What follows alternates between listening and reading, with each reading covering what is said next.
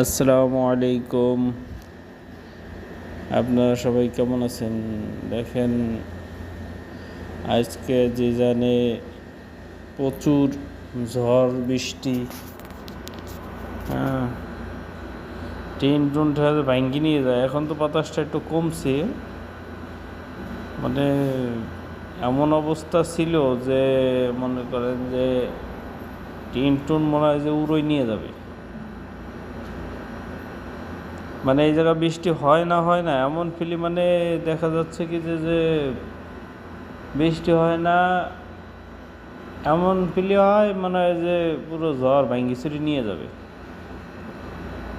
তারপরে যে রোদের তো মনে করেন যে আর কি বলবো, রোদেরটা তো আপনারা সবাই কম বেশি জানেন।